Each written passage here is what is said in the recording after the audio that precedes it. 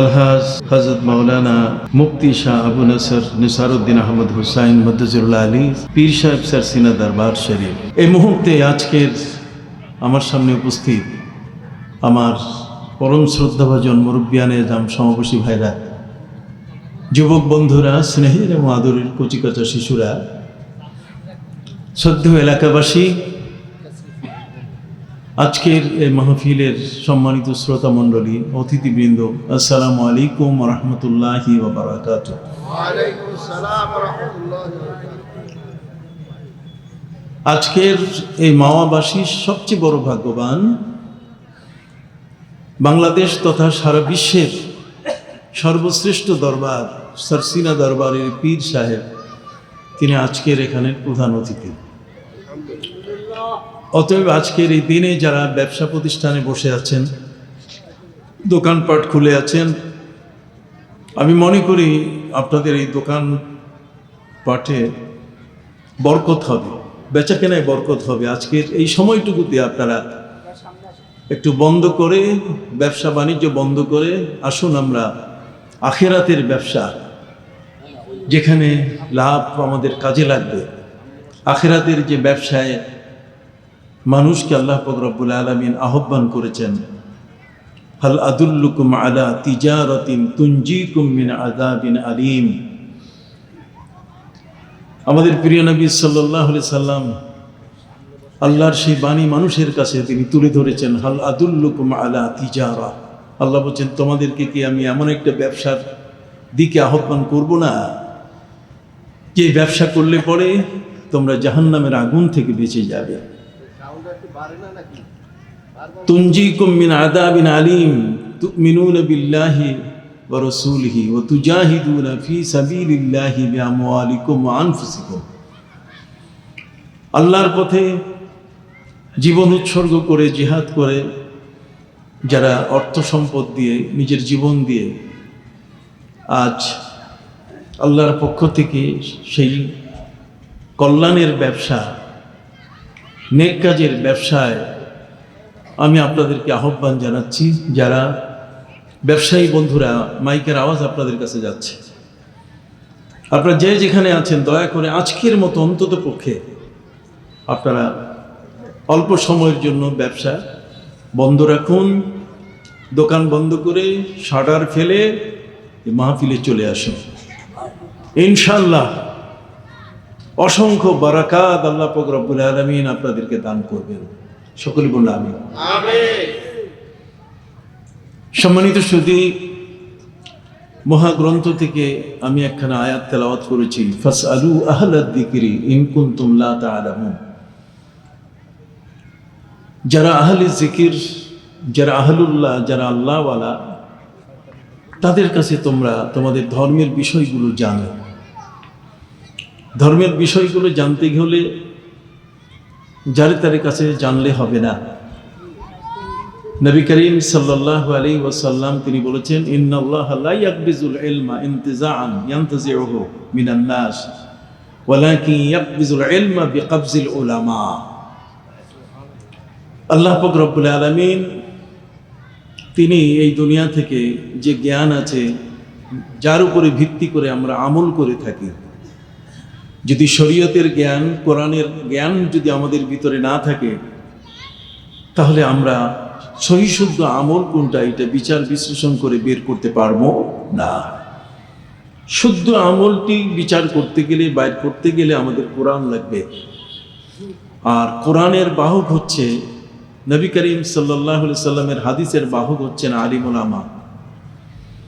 অতএব হক্কানি আলিম উলামা, তাদের বক্তব্য আমাদের পাথেয়, আমাদের পথ দেখাবে।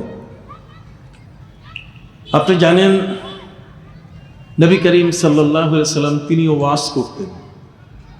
নবীজি কি করতেন? ওয়াজ করতেন। আর সেই ওয়াজ ছিল কত মধুর। তার ওয়াজ যখন সাহাবায়ে কেরাম শুনতেন, তখন তারা এমনভাবে বসে যেতেন যে তারা ঘাড় পর্যন্ত নড়াতেন না। আকাশের পাখি খুঁটি মনে করে তাদের মাথার উপরে বসত, আবার কিছুক্ষণ থাকার পরে মাথা থেকে উড়ে চলে যেত। পাখি মনে করতো যে কয়েকটা পিলার বসে আছে, কতগুলো পিলার বসে আছে। নবীর দরবার ছিল জ্ঞান আহরণকারীদের এই ধরনের আদব। আল্লাহর নবী সাল্লাল্লাহু আলাইহি ওয়াসাল্লামের মুখনিসৃত বাণী যেটা, সেটা হলো ওহী। এটা কি? ওহী। ওয়া মা ইয়ানতিকু আনিল হাওয়া ইন হুয়া ইল্লা ওয়াহয়ুন ইউহা। প্রিয় নবী সাল্লাল্লাহু আলাইহি ওয়াসাল্লাম যেটা ওয়াজ করতেন, এই ওয়াজটাও একটা ওহী। আমার নবী নিজের পক্ষ থেকে কিছু বলতেন না, যা কিছু তিনি বলতেন কার পক্ষ থেকে? আল্লাহর পক্ষ থেকে। অতএব আল্লাহর পক্ষ থেকে তিনি আমাদের সারা জীবনে, তার গোটা জীবন ব্যাপী যে নসিহত তিনি করে গেছেন, আর দ্বীন ওয়ান নাসিহা, ইসলাম ধর্মটা হচ্ছে নসিহত, পারস্পরিক একে অপরকে বুঝাই দেওয়া। প্রিয় নবী সাল্লাল্লাহু আলাইহি ওয়াসাল্লাম তিনি বিদায় হজের মধ্যে বলেছিলেন, ফালিবাল্লিগিশ শাহিদুল গায়বা, তোমরা যারা আজকের এখানে উপস্থিত আছো, আমার যারা তোমরা বক্তৃতা শুনলে বা আমার বক্তৃতা যারা শুনতে পাচ্ছ, ফালিবাল্লিগিশ শাহিদুল গায়বা, এই উপস্থিত যারা আছো তোমরা অনুপস্থিত যারা পৃথিবীতে আসবে তাদের কাছে আমার বাণীগুলো পৌঁছিয়ে দিবে। সুবহানাল্লাহ। অন্য হাদিসের মধ্যে এসছে, বাল্লিগু আন্নি ওয়ালাউ আয়া, নবীজির একটা বাণীও যদি তোমাদের কাছে থাকে তাহলে সেটা যে জানে না তার কাছে পৌঁছিয়ে দাও। আজকের পৃথিবীতে বিভিন্ন ধর্মের মানুষ তাদের ধর্ম প্রচার করে, কিন্তু এত চমৎকার আসর, এত চমৎকার মাহফিলের যে চমৎকার মজমা, একত্রিত হওয়ার যে মজলিস, যে সৌন্দর্য, এটা তাদের কাছে পাওয়া যায় না। তাদের কারো কাছে আছে ঢোল তবলা, কথা বলেন, আবার কারো কাছে এমন আছে যে সিট বেঞ্চের মধ্যে বসে অর্ধেক ঘুমায় আর অর্ধেক চাইয়ে থাকে। সম্মানিত সুধী, ইসলাম ধর্মের প্রচার হলো একটা ঐতিহাসিক প্রচার, আর সেই প্রচারণায় প্রত্যেকটি মানুষ পিপাসিত হয়ে বসে থাকে যাতে করে তিনি এই মজলিসগুলো থেকে, আলিম ওলামার কাছ থেকে, পীর মাশায়েখের পবিত্র জবান থেকে তারা যেন শিক্ষা নিয়ে ফিরে যেতে পারেন। জ্ঞানের শেষ নাই। এই পৃথিবীর মধ্যে জ্ঞান বিভিন্নভাবে মিশ্রিত হয়ে গেছে। ভালো আর মন্দের মধ্যে ধানের সাথে যেমন চিটা ভিতরে থাকে, অনেক সময় দেখলে চিনা যায় না, কথা বলেন না। জ্ঞানের মধ্যেও এই ধরনের কিছু জ্ঞান লুকায় আছে, যে জ্ঞানগুলো আমাদের ক্ষতি করে, যে জ্ঞানগুলো দ্বারা আমরা কখনো উপকৃত হতে পারি না।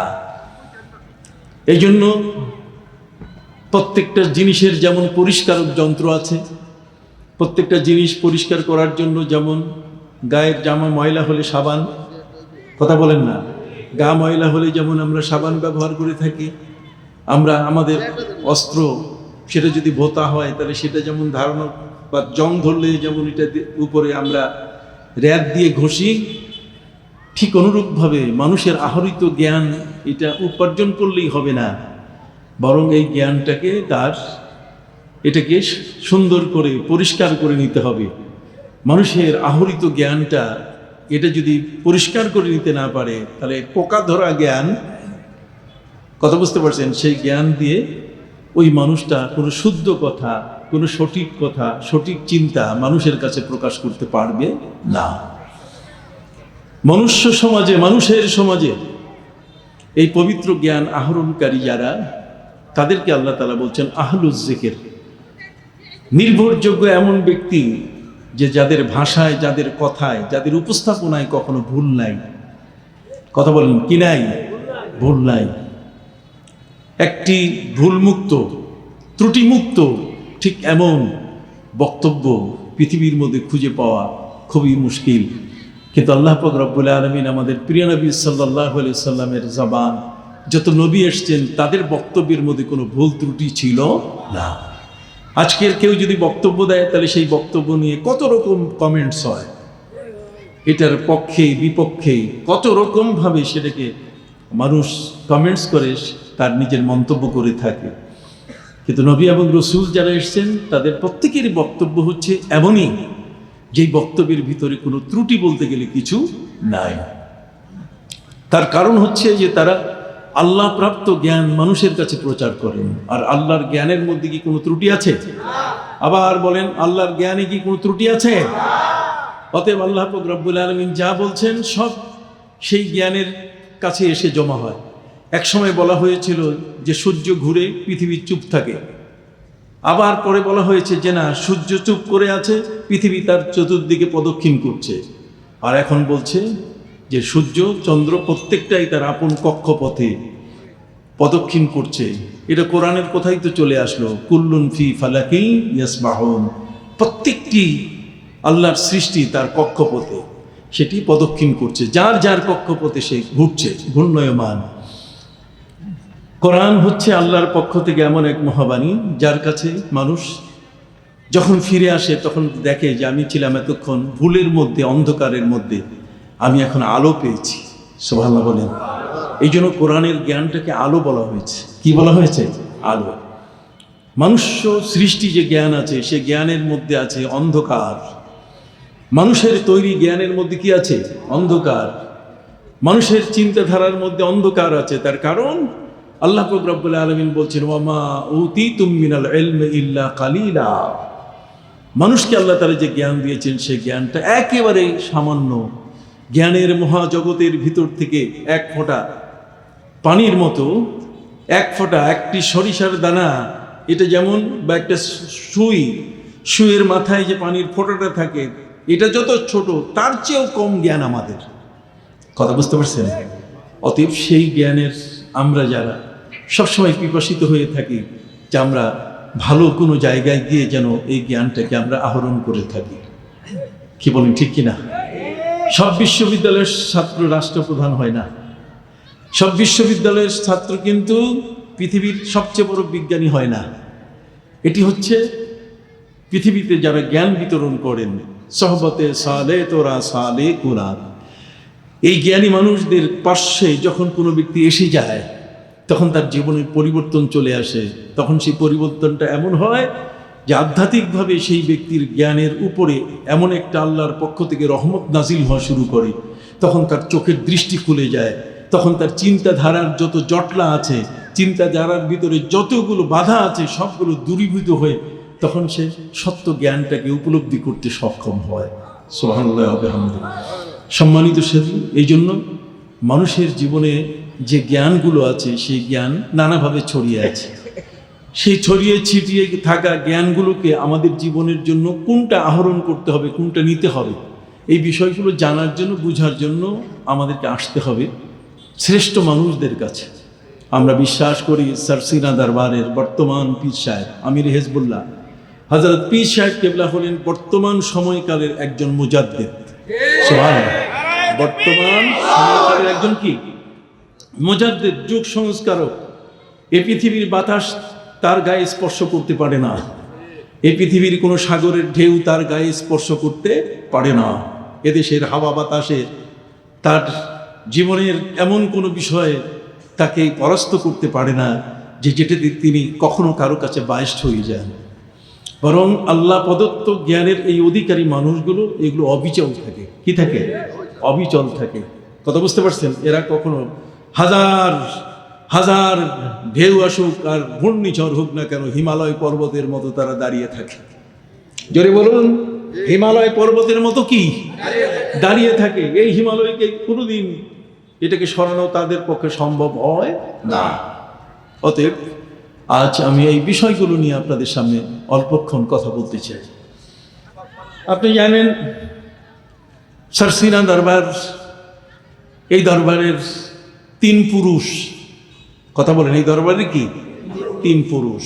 তার মানে বাহরে শরিয়ত হযরত শাহ মুহিবুল্লাহ রহমতুল্লাহ আলাই, তার পিতা শাহ সুফি হযরত আবু জাফর মোহাম্মদ সালেহ রহমতুল্লাহ আলাই, তার পিতা হলেন হযরতে শাহ সুফি নিসারউদ্দিন আহমদ রহমতুল্লাহ আলাই। এই 3 পুরুষের জীবন কাহিনী, এই 3 জন মহান ব্যক্তিকে যদি আমরা আনি, অনেক সময় দেখা যায় যে বাবার 2 ছেলে, বাবার 3 ছেলে, একজন আরেকজনের সাথে কি নাই, মিল নাই। একজন আরেকজনের সাথে কি, এক ছেলে কিয়াম করে, আরেক ছেলে কিয়াম করে না। এক ছেলে মাজার জিয়ারত করে, পছন্দ করে, আরেক ছেলে পছন্দ করে না। সম্মানিত, শুধু এরকমও দেখা গেছে কোনো কোনো পরিবার, কোনো কোনো দরবার, কোনো কোনো পীর সাহেবের সন্তানদের মধ্যে যে আমার ছেলেটা ভালো আলেম হবে, অতএব আমি তাকে এই পথে দেই। কিন্তু যেই পথে সে গেছে সেখান থেকে এমন কিছু জ্ঞান নিয়ে আসছে, সেটা এখন বাবার জন্য ওই জ্ঞানটাকে সামলানো কঠিন হয়ে গেছে।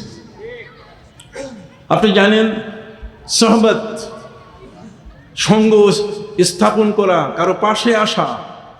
আপনাদের পাশে যে পদ্মা নদী আছে, সেই পদ্মা নদীর পাশে গেলে পদ্মার একটা আর্দ্রতা আছে, তার একটা এই যে ঠান্ডা বাতাস আছে, সে বাতাসটা গায়ে লাগে। কথা বল না? আপনি যখন কোনো গরম জিনিসের পাশে যাবেন, তখন ওই গরম জিনিসটার একটা ভাব আপনার গায়ে লাগবে। কথা বুঝতে পারছেন? জগতের মধ্যে সোহবত এমন একটা জিনিস, যার সঙ্গ আপনি ধারণ করবেন, তার সঙ্গ ধারণ করার সাথে সাথে তার ভিতরের যে বিষয়টা, এটা আল্লাহ পাক রব্বুল আলামিন আপনাকে দিয়ে দিলেন। এই জন্য আপনি দেখবেন, চোরের সাথে যদি কোনো ভালো মানুষও কিছুদিন উঠা বসা করে, তার মনটা আসলে চুরিমুখী হয়ে যাবে। কথা বল না? ডাকাতের সাথে যদি তার বন্ধুত্ব সখ্যতা সৃষ্টি হয়ে যায়, কোনো মানুষ যদি ডাকাত হয় আর সেই ডাকাতের সাথে যদি কেউ বন্ধুত্ব করে, তাহলে একান্তই সেই বন্ধুত্ব এমন তার উপরে প্রভাব ফেলবে, যে কারণে সে কিন্তু তার নিজের আপন অস্তিত্ব হারাই ফেলবে, সেও তার সঙ্গী হয়ে যাবে। কি বলেন, ঠিক কিনা? ঠিক অনুরূপভাবে পৃথিবীর মধ্যে কিছু ঈমান চোর মানুষ আছে, কিছু আকীদা চোর মানুষ আছে।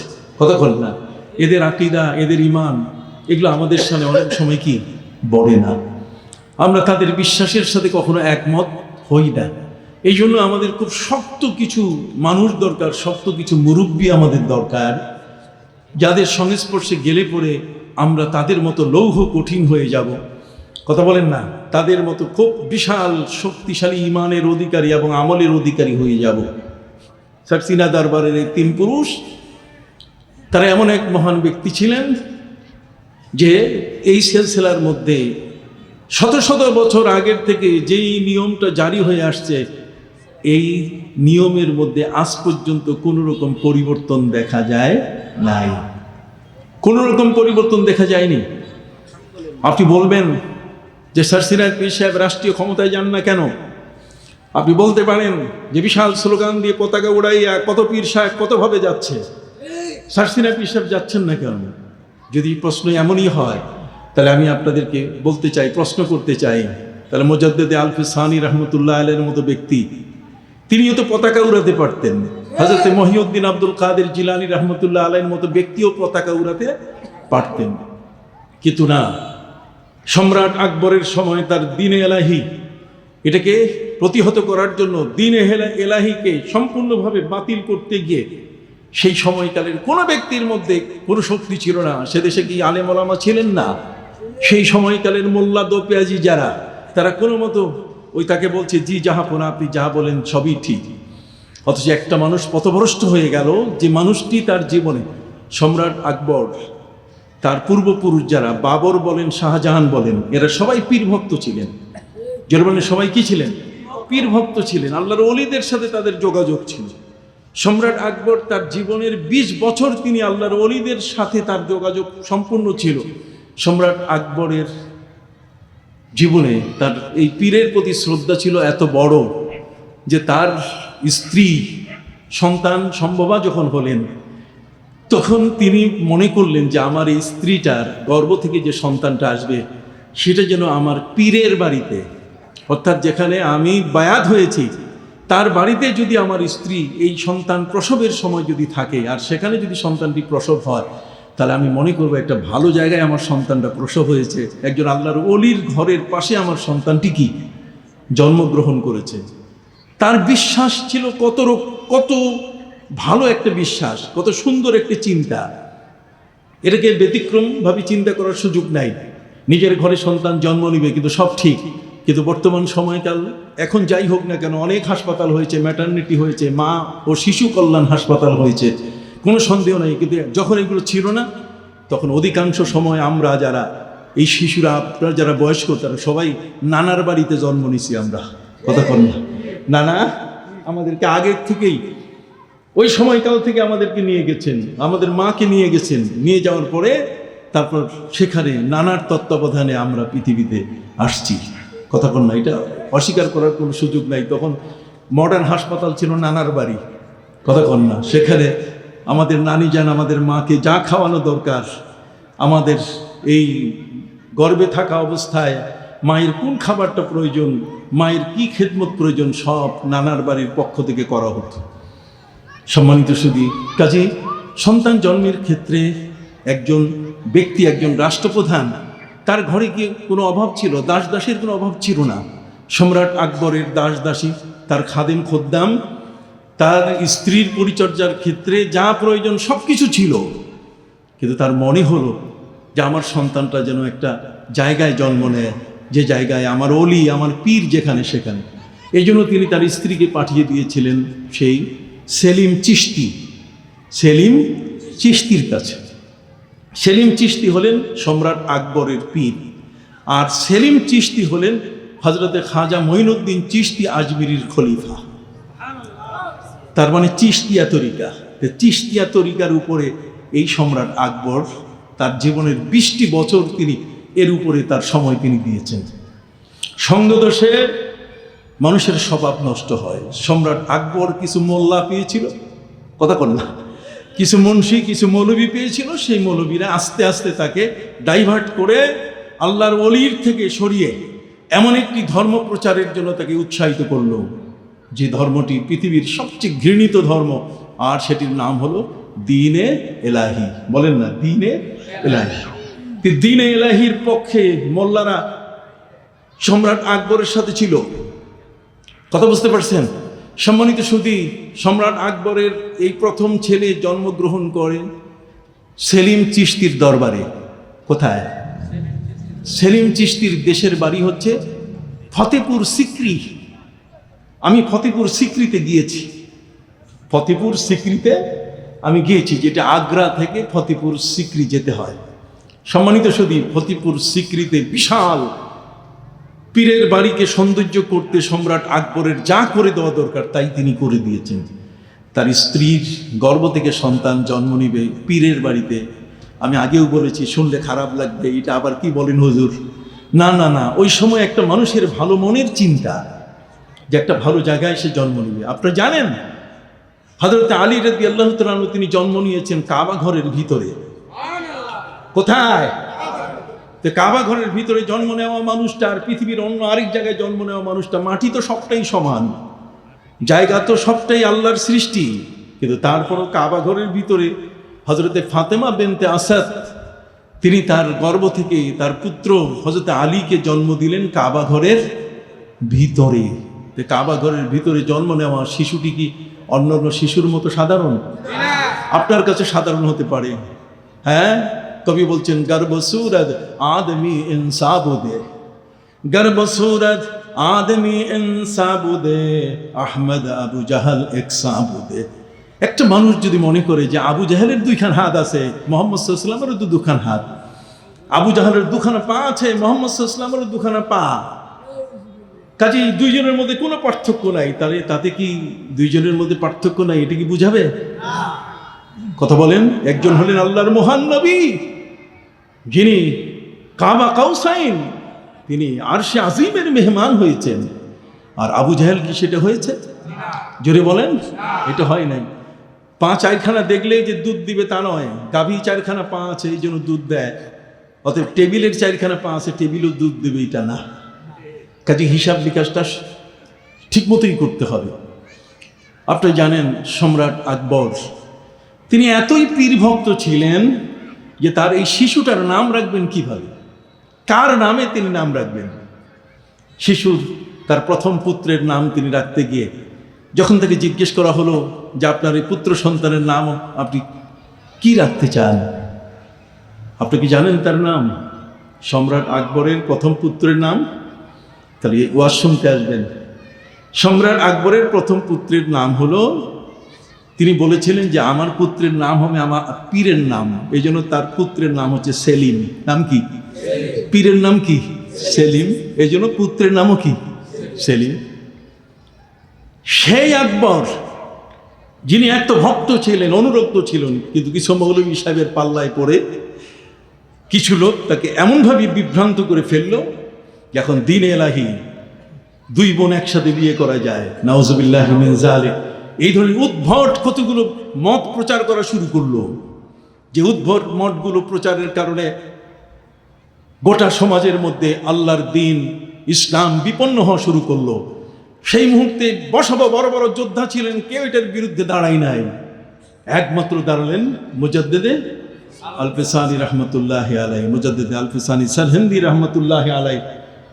তিনি দাঁড়িয়ে গেলেন, প্রতিবাদ শুরু করলেন যে না, সম্রাট আকবরের হাতে ছিল অস্ত্র, তার বাহিনীর হাতে ছিল অস্ত্র। কথা বলেন।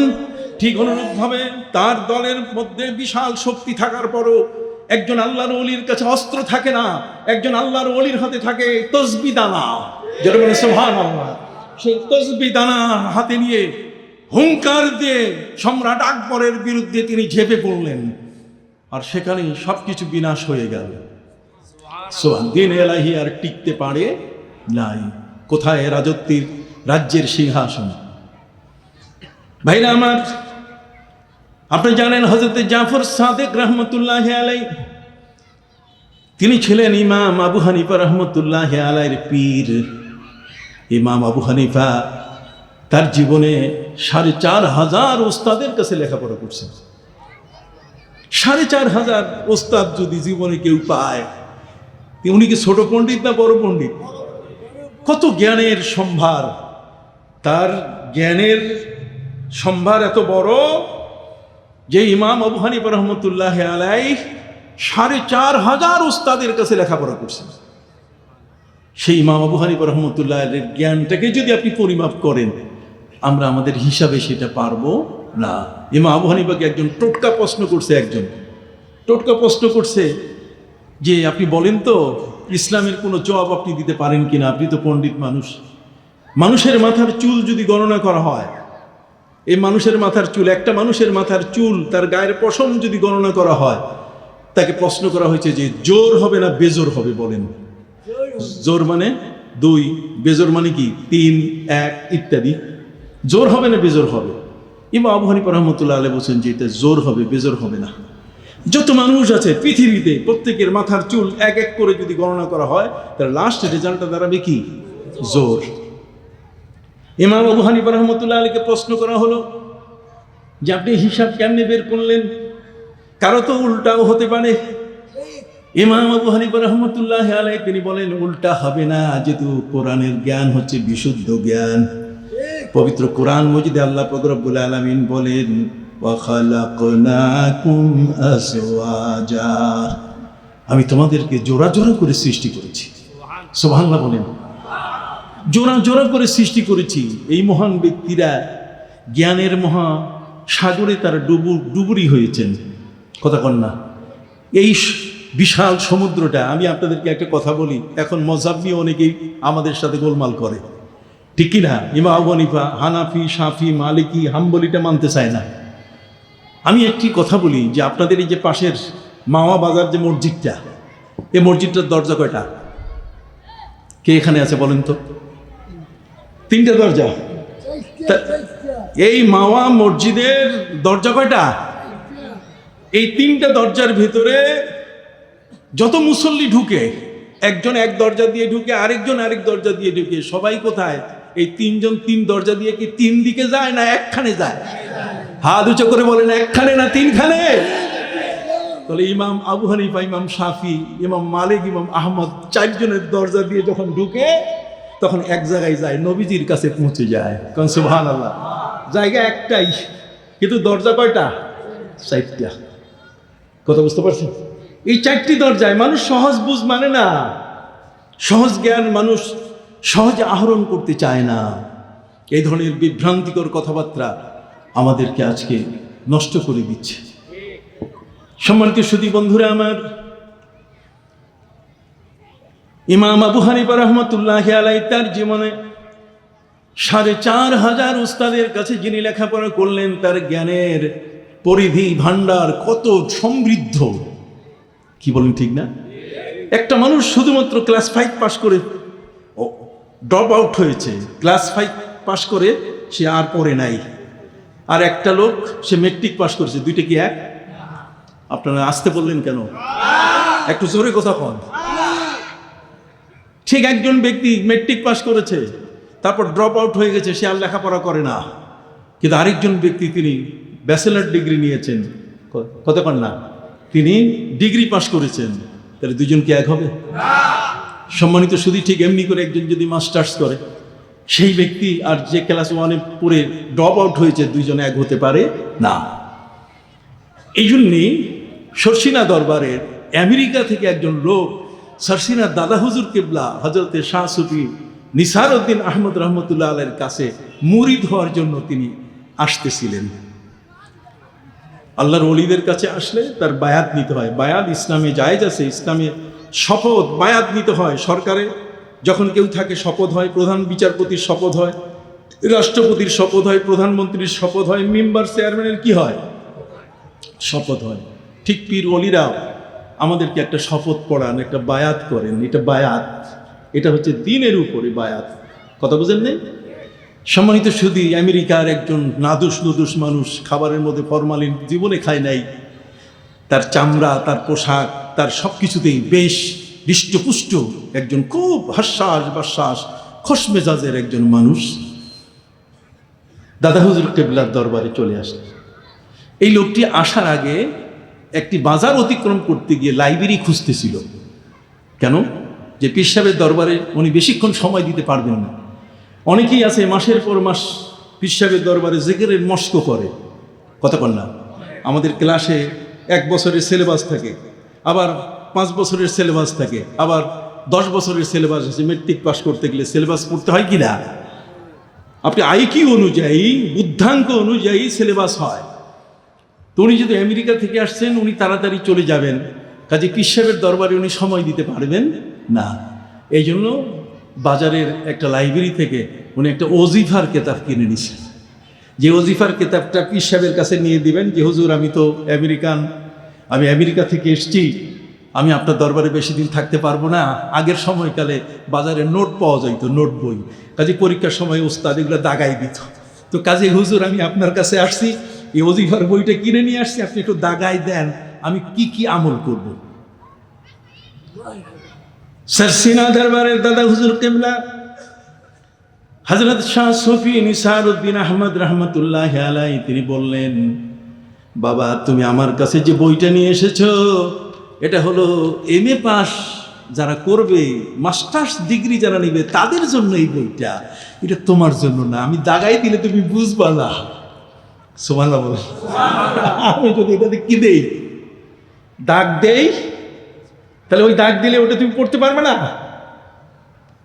কাজী এটা প্রাইমারি স্টেজের বই নয়, এটা হচ্ছে মাস্টার্স ক্লাসের, এটা MA ক্লাসে যারা পড়ে তাদের জন্য, তাদের সিলেবাস এখানে দেওয়া আছে, তোমার এখানে কিছু নাই। এখন লোকটি তো একটু বিব্রত হয়ে গেল যে আমি বাজার থেকে কিনে নিয়ে আসলাম ওজিফার বই। আপনি বুঝতেছেন আমার ওয়াজ? কিসের বই? ওজিফার বই নিয়ে আসলাম, আর এটা উনি এখন বলছে এটা মাস্টার্স ক্লাসের, এটা কামিল ক্লাসের, এটা ইবতেদায়ী প্রাথমিক যারা প্রথম তাদের জন্য না। এটা কেমন কথা?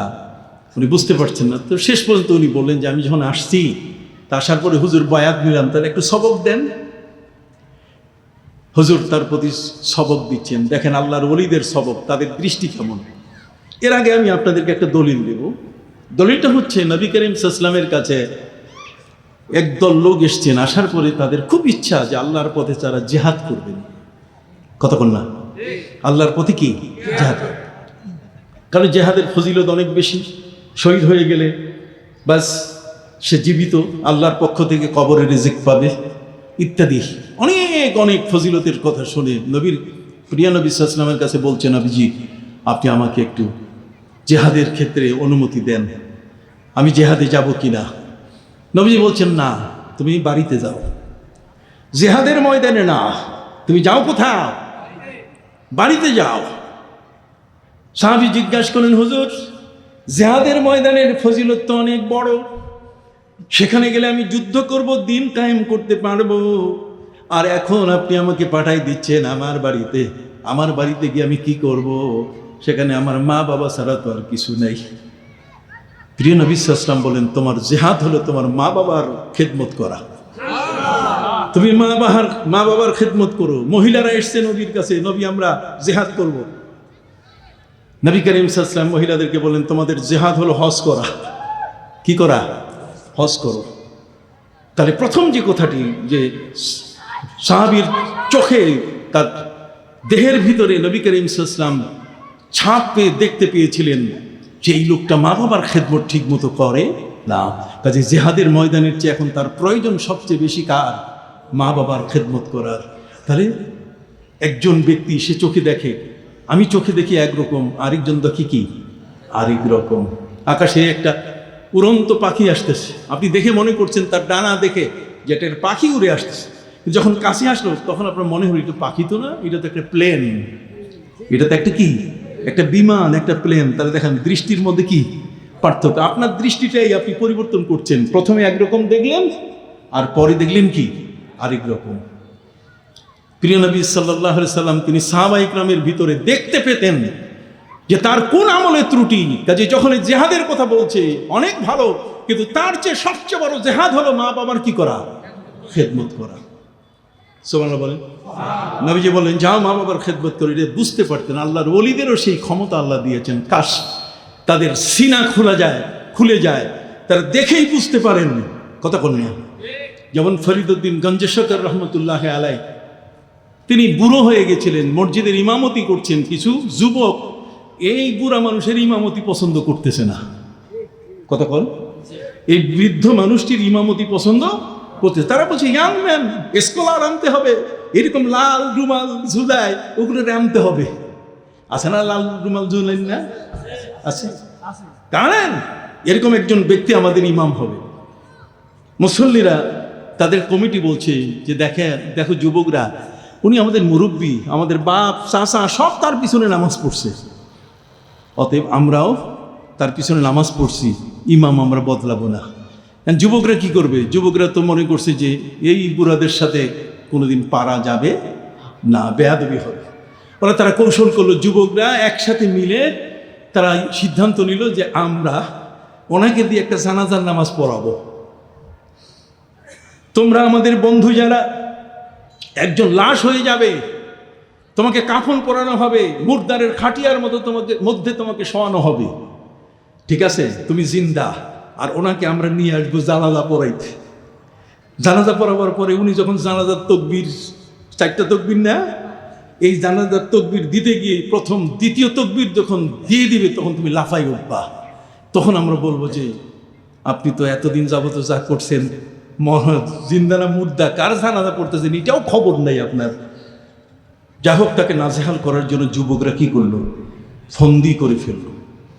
প্রথমে যখন তার কাছে যুবকরা গেছে যে হজরত চালিয়ে জানাজে কি নামাজ হয়, হুজুর চলেন জানাজার নামাজ, উনি দেখেই বলছেন ক্যা মাইয়েত কি জানাজা?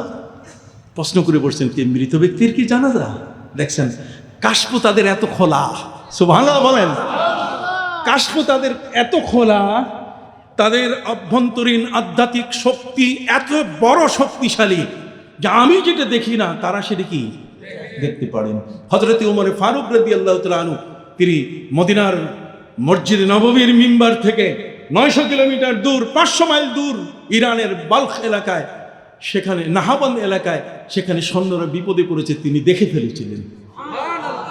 পৃথিবীর বিজ্ঞান আগে বলতো মানুষ 8 মাইল দেখে, আর এখনকার বিজ্ঞান বলছে মানুষ 20 মাইল দেখে। তো 20 মাইল দেখলে কোথায় 500 মাইল আর কোথায় কি 20 মাইল, বাকিটা কেমনে তিনি দেখলেন? নবী করিম সাল্লাল্লাহু আলাইহি ওয়াসাল্লাম তিনি আছেন মক্কায়, আর 80 জন সাহাবী হিজরত করে চলে গেলেন ইথিওপিয়ায়। ভাই আমার কথা বুঝতেছেন আপনারা? নবীজি হিজরত করে চলে গেলেন কোথায়? নবীজির সাহাবীরা হিজরত করে চলে গেলেন ইথিওপিয়ায়। ইথিওপিয়ায় যাওয়ার পরে পার্লামেন্টে তাদের আশ্রয়ের প্রশ্ন, সেখানে অনেক প্রশ্ন। নাজ্জাশী স্পিকার আর সংসদ সদস্যরা বসে আছেন প্রায় 300-র উপরে। সবাই প্রশ্ন করছে এরা কারা? নাজ্জাশী বলছেন তোমরা জিজ্ঞাসা করো কারা। মুসলমানরা হাত তুলে তার নিজের নাম বলেন নাই, আমি অমুক, আমি তমুক, আমার অমুক খ্যাতি, আমি এই ব্যবসায়ীটা বলেন নাই। সবাই বলছেন ওমান আহসানু কাওলাম মিম্মান দাআ ইলাল্লাহি ওয়া আমিলা সালিহা ওয়া ক্বালা ইন্নানি মিনাল মুসলিমিন। সবাই উত্তর দিলেন আমরা মুসলমান। জোরে বলেন আমরা কি মুসলমান। সংসদ সদস্যরা জানতে চাইলো, স্পিকার এরা কি চায়? এর আশ্রয় নিতে আসছে, মক্কায় তাদের উপর অত্যাচার হচ্ছে। কয় তাহলে আশ্রয় দেওয়ার ক্ষেত্রে আপনি কি বলেন? উনি বলছেন, আশ্রয় দেওয়ার ক্ষেত্রে সংসদে আপনারা যারা বসা আছেন আপনারা প্রস্তাব করেন তাদেরকে রাষ্ট্রে আমাদের দেশে থাকতে দিবেন কি না।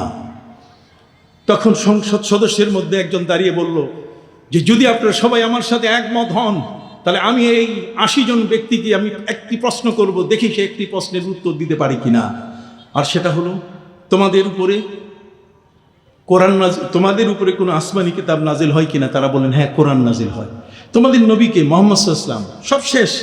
উনি প্রশ্ন করে বসলেন, তাহলে বলো তোমাদের কোরআনের মধ্যে আমাদের যিশু খ্রিস্টের মায়ের নাম, মরিয়মের নাম, মেরির নাম আছে কিনা? জাফর তাইয়ার ছিলেন সবার দলনেতা, তিনি উত্তর দিলেন, পবিত্র কোরআন মজিদের 33 জায়গায় সেখানে মরিয়ম শব্দটি আল্লাহ উল্লেখ করেছেন এবং সূরা মরিয়ম নামে একটি সূরা নাজিল করেছেন। সূরা মরিয়ম নামে একটি সূরা নাজিল করেছেন। এই খবরটা শোনার সাথে সাথে গোটা সংসদ দাঁড়িয়ে গেল। সংসদের মধ্যে সবার চোখে পানি আসা শুরু করলো। তারা বললেন যে ঠিক আছে, তাহলে কোরআন থেকে আপনার পড়ুন, কোরআন থেকে আমাদের তেলাওয়াত শোনান। সেদিন খ্রিস্টান পার্লামেন্টে মুসলমানের কোরআনের তেলাওয়াত হচ্ছে।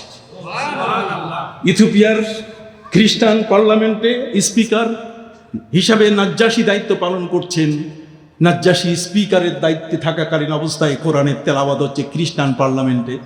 আর 1982 সালে ঠিক অনুরূপভাবে ওয়াশিংটন ডিসিতে সেখানেও স্পিকার বলে উঠলেন যে এখন আজকের আমাদের অধিবেশন শুরু হবে মুসলমানের কোরআনের তেলাওয়াত দিয়ে। সুবহানাল্লাহ, হাত উঁচু করে বলেন সুবহানাল্লাহ।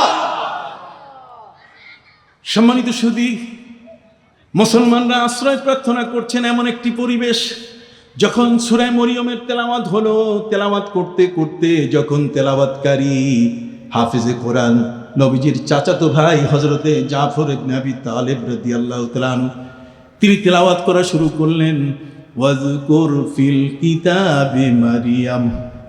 এই যে কোরআনে তোমরা মরিয়মের নাম পড়ো, তার আলোচনা করো, এই শব্দটা শোনার সাথে সাথে গোটা সংসদ সদস্য দাঁড়িয়ে সবগুলো হু হু করে কাঁদা শুরু করলো। চোখের পানি ছেড়ে দিয়ে তাদের গাল বেয়ে বেয়ে চোখের পানি ঝর্ণার মতো পড়া শুরু করলো। তারা বলছে আমরা ঈমান আনলাম। আমার নবীজি মক্কার জমিনে, আল্লাহ তাআলা বললেন, হে নবী আপনি দেখেন আপনার সাহাবীরা সেখানে আশ্রয় নিতে গিয়ে সূরা মরিয়ম তেলাওয়াত করছে, আর সূরা মরিয়মের তেলাওয়াতের পরে তাদের চোখ থেকে যে পানি নিঃসরিত হচ্ছে আপনি মক্কার জমিন থেকে দেখেন। সুবহানাল্লাহ। তাহলে মক্কার জমিন থেকে যদি ইথিওপিয়ার জমিন দেখা যায়, মক্কার জমিন থেকে নবী যদি ইথিওপিয়ার পার্লামেন্ট দেখতে পারেন, তাহলে সেই নবীর উম্মতের ক্ষমতা আছে কিনা? আবার বলেন আছে কিনা? আছে। অসংখ্য ঘটনা বলা যাবে। এই জন্য আমি আমার ভাইদের খেদমতে আরজ করতে চাই, হযরতে ওমর ফারুক রাদিয়াল্লাহু তাআলা আনহুর চোখের পাওয়ার এত বড়, মদিনার মসজিদের নববীর মিম্বার থেকে তিনি দেখলেন ইরানের নাহাওয়ান এলাকায় সেখানে সৈন্যরা বিপদগ্রস্ত হয়েছে। তিনি কমান্ড করলেন, ইয়া সারিয়াত আল জাবাল আল জাবাল, হে সেনাপ্রধান পাহাড়ের পথ ধরো, পাহাড়ের পথ ধরো। আল্লাহর ওলিদের ক্ষমতা আছে কিনা? বড় পীর কইতে চায় না, তাই ছোট পীর তাহলে কে? আসে না একদল বেয়াদব। বড় পীর আব্দুল কাদের জিলানী কত বড় একজন আলেম, কত বড় মুফাসসির, কত বড় ফকিহ, 12.5 লক্ষ মানুষ যার হাতে কালেমা পড়েছে। এই ইতিহাস নাই, এই ইতিহাস তাদের কাছে নাই। আমার দেশে যারা ইসলাম নিয়ে আসলেন ওই গৌর গোবিন্দের সময়, গোবিন্দরাজের সময়ে সুরমা নদী যাতে পাড়ি দিতে না পারে, ওপারে পাথরের একটার পরে একটা সারি সারি করে দাঁড়িয়ে এমনভাবে রেখে দিল যাতে হযরতে শাহজালাল ইয়েমেনি তার 360 জন ভক্ত মুরিদ নিয়ে যেন পার হতে না পারে। সম্মানিত সুধী, একটি জায়নামাজের উপরে এরকম নদী যে আপনার পাশে আছে, সুরমা নদীর উপরে জায়নামাজ, এক জায়নামাজে 360 জন সাগরেদকে তিনি তুলে নিলেন।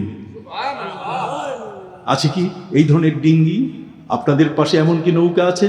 এমন কি কোনো স্পিড বোট আছে যে যেখানে একটার মধ্যে এত লোক উঠানো যায়?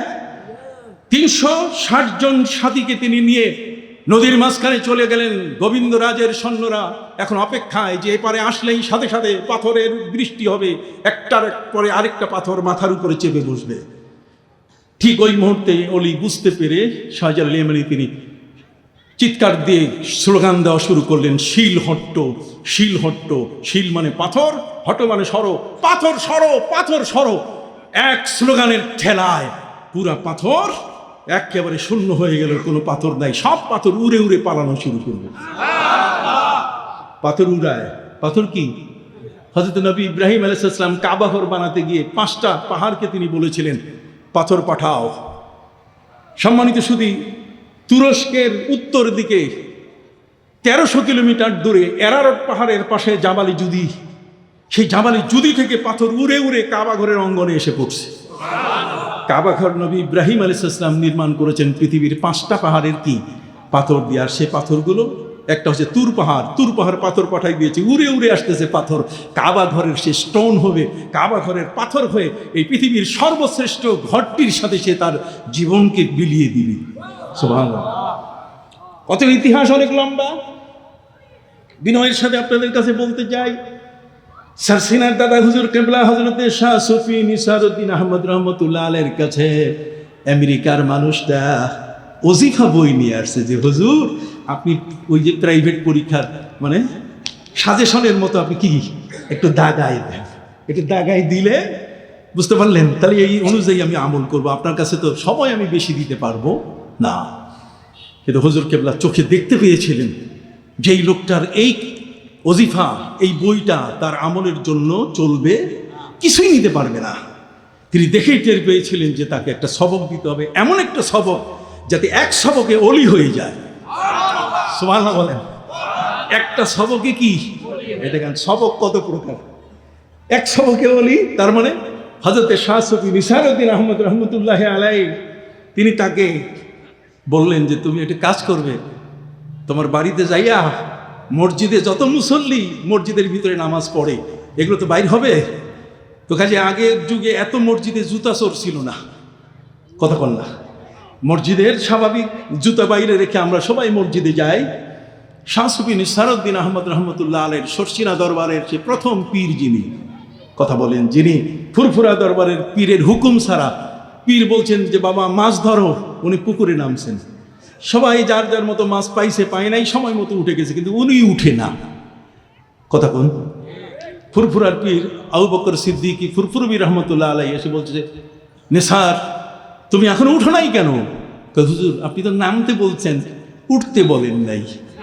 সুবহানাল্লাহ বলেন। আপনি কি নামতে বলছেন, উঠতে বলেন নাই। আমরা কিন্তু আজকে সেই দরবার নিয়ে, এই জন্য আমি দোকানদার ভাইদেরকে বলছি যে আপনারা আসেন তাড়াতাড়ি, তাআলাউ ইলা কালিমাতিন সাওয়াইন বাইনানা ওয়া বাইনাকুম ফাফিররু ইলাল্লাহ, কতক্ষণ না, ফাফিররু ইলাল্লাহ, আল্লাহর দিকে ছুটে আসেন। ব্যবসা তো বহু করবেন, ব্যবসায় তো বেচা কেনা হবেই, কিন্তু তার মধ্যেও তো কিছু বরকত আছে। এক সময় দেখা যাবে যে অনেক কাস্টমার এসে যাবে, আজকের এই সময়টা দেওয়ার কারণে ওই সময়ের কাস্টমার দিয়ে আল্লাহ তাআলা ফিল আপ করে দিবেন, রিজিকের ব্যবস্থা তিনি করে দিবেন, এতে কোনো সন্দেহ নাই।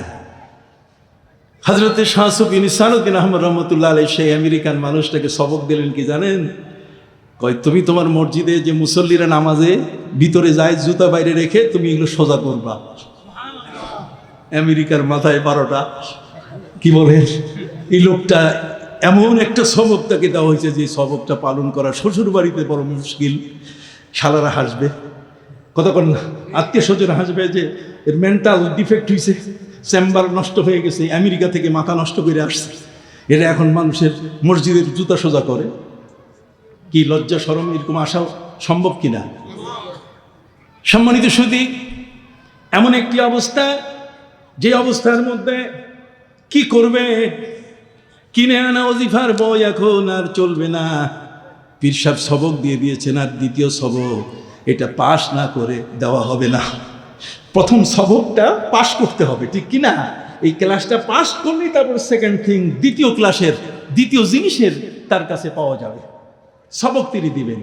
আর কি করবেন? চলে আসছে বাড়িতে, প্রথম শ্বশুর বাড়িতে আসছে, আসার পরে শুধু স্বপ্নে দেখে যে পীর সাহেবের হাতে ইনি বয়দ হয়েছেন, পীর সাহেব তাকে আদেশ করতেছেন। সুবহানাল্লাহ বলেন। এটা হতে পারে। এই বাংলাদেশের সন্দ্বীপের একজন বড় মাওলানা, যিনি হাফেজে হাদিস ছিলেন, যিনি বুখারী শরীফ 6 ঘন্টায় শোনাতে পারতেন, গোটা বুখারী শরীফ 7375 খানা হাদিস যিনি মুখস্থ শোনাতে পারতেন 6 ঘন্টায়। 30 পারা বুখারী শরীফের হাফেজ মাওলানা ওজিহুল্লাহ, এত বড় আলেম, যার কাছে বুখারী আছে তার আর পীরের দরকার কি? কথা বলেন, আছে না? তার কাছে তো সব কিছু আছে। বুখারী যার কাছে আছে, দেখেন না কিছু মানুষ আমাদের এই সমাজের ভিতরে বাস করতেছে, ওরা বলছে বুখারীতে কি আছে, বুখারী ছাড়া কিছু বুঝে না। অথচ ইমাম বুখারী এটা লিখছেন সে 200 বছরের পর, নবীজির হিজরতের কত, উনি জন্মই নিয়েছেন 194-তে আর মারা গেছেন, ইন্তেকাল করছেন 256-তে। তাহলে এই 194 বছরের পরে উনি জন্ম নিয়েই কি হাদিস বলা শুরু করছেন? তার সময় লাগছে না? উনি সেই 16 বছর বসে বুখারী শরীফের মতো হাদিস লিখেছেন। সেই ইমাম বুখারী রহমতুল্লাহ আলাইহির মতো মহান ব্যক্তি যিনি হাফেজে হাদিস ছিলেন, সেই ইমাম বুখারীর এই বুখারীখানা যার মুখস্থ আছে, বুখারীতে কি নাই? সব কিছু আছে। সেই বুখারী থাকলে তার পীরের দরকার কি? বুখারী থাকলে আবার তার উস্তাদের দরকার কি? বুখারীর যদি হাফেজ হয় তার কি প্রয়োজন? কিন্তু সম্মানিত শুধু বুখারী কেন, কোরআন যদি মুখস্থও থাকে হাফেজ হয়, তাহলে সেই হাফেজের জন্য উস্তাদের প্রয়োজন আছে কিনা? হাত উঁচু করেন সবাই, উস্তাদের প্রয়োজন আছে কিনা? একজন কোরআনে হাফেজ 6666 আয়াতের বিশাল সম্ভার তার সিনার মধ্যে থাকলেই তো হবে না। আফালা ইয়াতাদাব্বারুনাল কোরআন, তার কোরআনের মধ্যে তাদাব্বুর থাকতে হবে, কোরআন বুঝতে হবে তাকে, শুধু সিনার মধ্যে থাকলে তো হবে না। মাওলানা ওজিউদ্দিন তিনি ছিলেন এত বড় হাফেজে হাদিস, 6 ঘন্টায় তিনি বুখারী শোনাতে পারতেন। বারবার তিনি স্বপ্ন যোগে দেখছেন যে আমি সারসিনা দরবারের পীর সাহেব হযরত শাহ সুফি নিসারউদ্দিন আহমদ রহমতুল্লাহ আলাইহির কাছে গেছি, আমি তার কাছে বায়াত হচ্ছি। একজন আলেম স্বপ্ন যদি দেখে, আপনি এটা জেনারেল মানুষের কথা বলতেছি না, আলেম স্বপ্ন দেখে, আলেমের স্বপ্ন এমনি স্বপ্ন হচ্ছে নবুয়তের 46 ভাগের 1 ভাগ। কথা, নবীর নবুয়তের 46 ভাগের কি 1 ভাগ। কাজী অনেক সময় সত্য স্বপ্ন মানুষ দেখে, আলিম মানুষ তারা জানেন স্বপ্ন কোনটা সত্য কোনটা মিথ্যা। বুখারীর হাফেজ এমন একটা মানুষ, নিশ্চয়ই তিনি মিথ্যা স্বপ্ন দেখেন নাই। তিনি দেখতেছেন যে সরসিনার শাহ সুফি নিসারউদ্দিন আহমদ রহমতুল্লাহ আলাইহির কাছে গিয়ে তিনি সেখানে বায়াত হচ্ছেন। তিনি স্বপ্ন যোগে যেভাবেই হোক না কেন সর্বত্র একই বিষয়। উনি চলে আসলেন সরসিনায়, আসার পরে বললেন, হুজুর আমি ওজিহুদ্দিন। কথা কন না, আমি কি ওজিহুদ্দিন? আমি হুজুর সাধারণ একজন মানুষ। হুজুর কেবলা বুঝতে পেরেছেন যে ওজিহুদ্দিন নামে কোথায় বাড়ি? কয় সন্দীপ। কয় সন্দীপ তো একজন হাফেজে বুখারী আছে। কয় হুজুর মনে কিছু না করলে আমি সেই হাফেজে বুখারী। হুজুর বলছেন, আপনি এখানে আসছেন কেন? পীর তো আপনার সিনার মধ্যে পকেটের মধ্যে আছে। বুখারী না, বুখারী সিনার মধ্যে পকেটে আছে, আপনার পীর দরকার কি? কয় না হুজুর, যা কিছু পড়েছি এটার আমল করার জন্য, এটা আমলের পথ দেখাবার জন্য। সবাই নৌকা বানাইতে পারে, কিন্তু নৌকা চালানোর কৌশল আলাদা। স্পিড বোট বানাতে পারে, কিন্তু স্পিড বোট চালাবার কৌশল কি আলাদা। কাজে ওস্তাদের কাছে যাইতে হবে, ওস্তাদ ছাড়া কিছুই হবে না। কাজে আমি আপনার কাছে আসছি, আপনি আমাকে বায়াত কর। এত বড় আলেম, তাও পীরের কাছে গেছে। তো আমেরিকান বেচারা আসার পরে তার বাড়িতে ফিরে, শ্বশুর বাড়িতে প্রথম গেছে, যাওয়ার পরে এখন সবক কি? জুতা সোজা। কন্যা সবক কি হইল না? আরো জোরে বলেন, সবক কি? জুতা সোজা। আপনি জানেন জুতা সোজা কি আছে? জুতা সোজার মধ্যে আছে, মিটা দে তু আপনে হস্তি কো, মিটা দে তু আপনে হস্তি কো, गर कुछ होना चाहे कि दाना खाक से मिलकर गुले गुलजार हो जाता है। একটা ধান যদি মাটির সাথে নিচকে বিলিয়ে না দেয়, তাহলে সেখান থেকে কোনোদিন আর ধানের আশা করা যাবে, ধানের গাছের আশা করা যাবে না। এই জন্য বলা হয়েছে আজবাহারা আজবাহারা কাইশাওয়াসর সবজ সং, খাক সুতা গুলবুরায়াতে রং বেরং। পাথরের উপরে বীজ দিলে তুমি সেখান থেকে কোনোদিন ফসলের আশা করতে পারো না। এই জন্য মাটির সাথে তোমাকে মিশতে হবে। কথা বুঝতে পারছেন? কবি বলেছেন, সালেহাতু সঙ্গে বুদি দিল খারাস, সালেহাতু সঙ্গে বুদি দিল খারাস, কে এক জামানা দার আউলিয়া খাকে বাস। তোমার অন্তরটা যদি নষ্ট হয়ে যায়, তাহলে তুমি নিজেকে আগে মাটি বানাও, তোমাকে মাটি করে দাও। আল্লাহর একজন ওলির দরবারে মাটিতে গিয়ে তুমি বসো, দেখবে তার নজর যদি তোমার উপরে পড়ে তাহলে গার খাকে গিয়ে রাজ্জার সওয়াত, তাহলে তুমি সোনায় সোহাগা হয়ে যাবে, তোমার জীবনের পরিবর্তন চলে আসবে। নবীর হাতে হাত না দিলে হযরত ওমর রাখাল ছিলেন। হযরত ওমর ছিলেন কি? উটের রাখাল। নবীর হাতে হাত দেওয়ার পরে ওমর হলেন অর্ধেক পৃথিবীর শাসক। সুবহানাল্লাহ বলেন। ৩১ লক্ষ বর্গ মাইলের তিনি কি হলেন? শাসক হলেন। তাহলে জীবন কিভাবে পরিবর্তন হয়ে গেল? কথা বলেন। উটের রাখাল থেকে এক কুফরি জীবন, এক ইসলাম বহির্ভূত জীবন থেকে চলে আসলেন উমরের এমন একটা জীবনে। আর সেই উমর সম্পর্কে নবী করিম সাল্লাল্লাহু আলাইহি ওয়াসাল্লাম বলছেন, লাউ কানা বাদি নাবিয়্যুন লাকানা উমর। আমার পরে যদি আল্লাহ তাআলা কাউকে নবী বানাইতেন, যদি পথ থাকতো, তাহলে উমরকে আল্লাহ নবী বানাই দিতেন। তা দেখছেন নবীর সহবতে আসার পরে উমরের জীবনের পরিবর্তন আসছে কিনা? ভাই, এটা হলো পানি। এই পানিটা রাখা আছে আপনার এখানে। আপনি পানির কাছে না গেলে পিপাসা মিটাতে পারবেন না, পানি আপনার কাছে আসবে। কথা বলে না, পানির কাছে যাইতে হবে না পানি আপনার কাছে আসবে? পানির কাছে যাইতে হবে।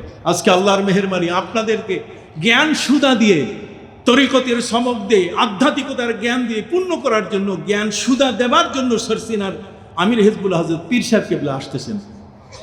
যেরকম আল্লাহুম্মা আমিন, আরো যেমন আল্লাহুম্মা আমিন। আল্লাহ তাকে নিয়ে আসতেছেন এমন একজন মহান ওলি। উচিত ছিল তার দরবারে যাইয়া পড়া। কথা বল না, তার কাছ থেকে সবক নেওয়া। তিনি আমাদের মাঝে চলে আসতেছেন। অতএব সেই মহান ওলির দরবারে আজকে আমরা নিব সেই সবক, যেই সবকটা নিতে চেয়েছিলেন হযরতে মাওলানা ওজিহুদ্দিন। কতক্ষণ না, যেই সবকটা নিতে চেয়েছেন ওই আমেরিকান মানুষটা, তার আমল করতে যাই আসে জুতো সোজা এখন করবে কিভাবে, বারবার লজ্জা পায়। মসজিদে যাই আবার এই কাম শুরু করলে এই শালারা কি কয়, বাড়ির শ্বশুর বাড়ির পক্ষ থেকে কি বলে, কথা বুঝতে পারলেন? উনি শেষ পর্যন্ত সিদ্ধান্ত নিলেন, যা যখন আসছি বারবার স্বপ্ন দেখছি আল্লাহর একজন ওলি আমাকে এই কথা বলছেন, জুতাটা একটু সোজা করে দেখি না।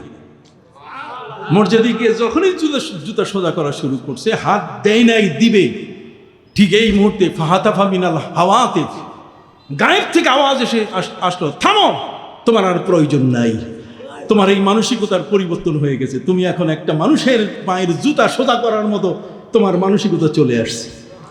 সুবহানাল্লাহ বলেন। তাহলে মানুষের জীবনের পরিবর্তন কিন্তু এইভাবেই আসে। কথা কি বুঝতে পারছেন? এই জন্য আমরা আমাদের জীবনের যে সময়টুকু আমরা পাবো, সম্মানিত সুধী, আমাদের ভিতরে, আমাদের অন্তরের ভিতরে নানা ধরনের বিষয় আছে, যেমন কালব আছে, কথা বলেন, সির আছে, খফি আছে, আমাদের সব কিছু আছে, কথা বলছে, রূহ আছে, আমাদের এই 10 লতিফার জায়গাগুলো আছে, আমরা এগুলো চিনি না। ডাক্তার সাহেব যেমন আমাদের দেহের অঙ্গগুলো চিনে, কোথায় লিভার আছে, কথা বলেন না, কোথায় লিভার আছে, এটা যেমন ডাক্তার সাহেবরা চিনেন। ডাক্তার সাহেবরা চিনেন কোন জায়গায় ফুসফুস আছে। এখন লিভারের অপারেশন করতে যাই যদি ফুসফুসে করে, তার লোক বাঁচবে? জোরে বলেন, বাঁচবে নাকি? বাঁচবে না। কিডনির অপারেশন করতে যাই যদি লিভারে সে অপারেশন শুরু করে, তাহলে হবে? তার ডাক্তার যেমন জানে যে একটা দেহের প্রধান অঙ্গগুলো কি কি, মানুষের দেহের প্রধান অঙ্গগুলোর মধ্যে যেমন তার কিডনি, তার ফুসফুস, তার হার্ট, তার লিভার, কথা বল না, তার কিডনি।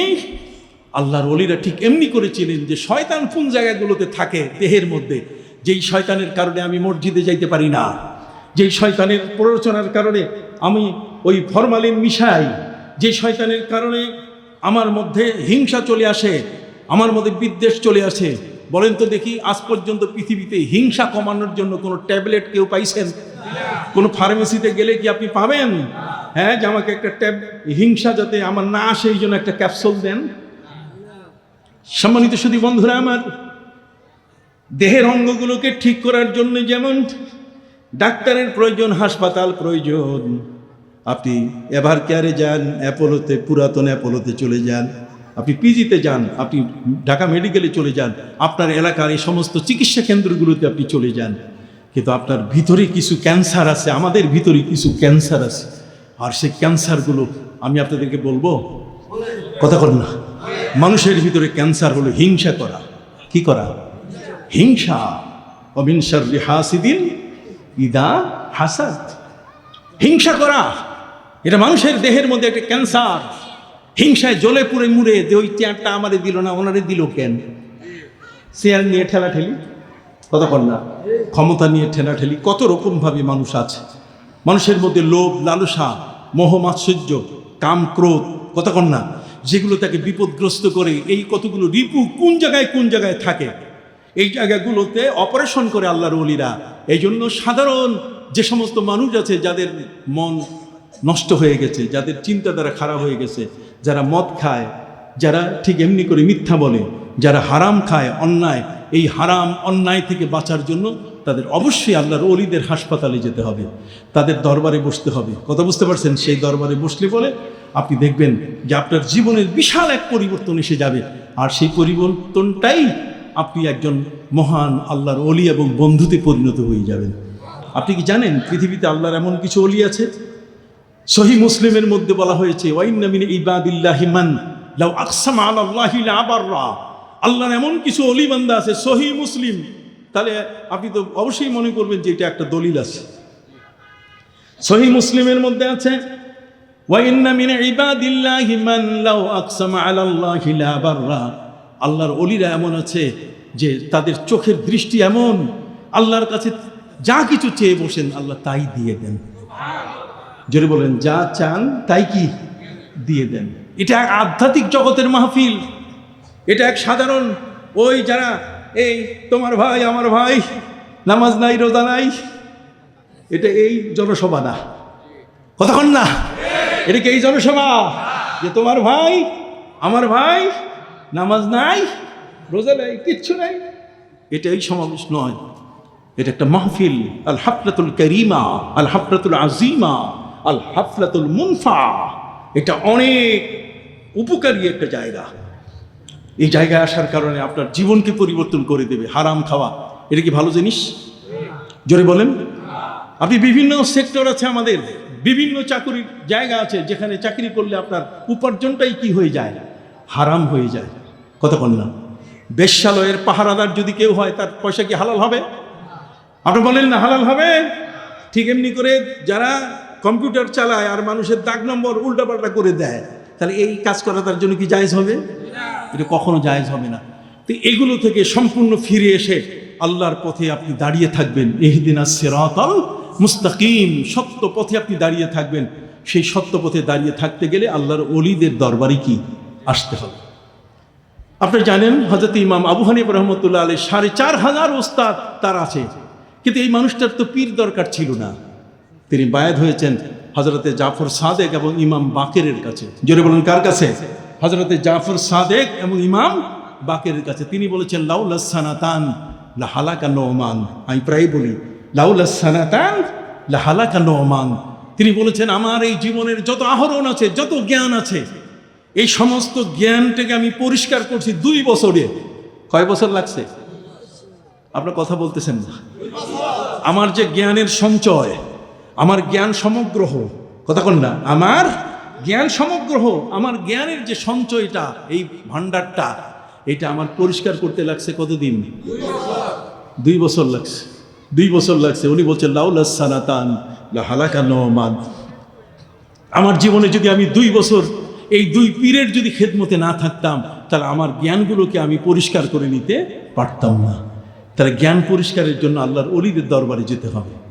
আজ আমাদের সমাজের মধ্যে কিছু মানুষ এমন আছে যারা এই সমস্ত কোনোটাই মানতে চায় না। ইমাম আবু হানিফাকেও মানতে চায় না, ইমাম শাফিকেও মানতে চায় না। আছে না মযহাব নিয়ে গোলমাল আছে কি না? ফাসআলু আহলাজ যিকরি ইন কুনতুম লা তা'লামুন। তারা দলিল খুঁজে পায় না, অথচ কোরআনের মধ্যে আল্লাহ তাআলা অসংখ্য দলিল দিয়েছেন। ফাসআলু আহলাজ যিকরি, তোমরা যে জানে তার কাছে যাও। যে বিষয় তোমাদের জানা নাই তার সমাধান নিতে গিয়ে তার কাছে কি যাও। নবী করিম সাল্লাল্লাহু আলাইহি ওয়াসাল্লামের সময়কালে হযরত ওমর রাদিয়াল্লাহু তাআলার সাথে একটা দল বহু দূরে গেছিলেন, যেখানে তাদের তৈয়ম্মম অর্থাৎ পানি ছাড়া আর অন্য কোনো ব্যবস্থা ছিল না। তৈয়ম্মম সম্পর্কে সবাই অবগত ছিলেন না। নতুন আইন তো, তৈয়ম্মমের নতুন আইন, আর নতুন আইন হলো আইনটা কিভাবে হবে তৈয়ম্মমের, এই বিষয়টা সহজে তারা বুঝতে গিয়ে দেখা গেছে যে কিছুটা ডিফারেন্স হয়ে গেছে। তৈয়ম্মম হচ্ছে উজুর তৈয়ম্মম। কিসের? আবার বলেন না ভাই। ফাইল্লাম তাজিদু মান ফাতায়াম্মামু সাইদান তাইয়্যিবা।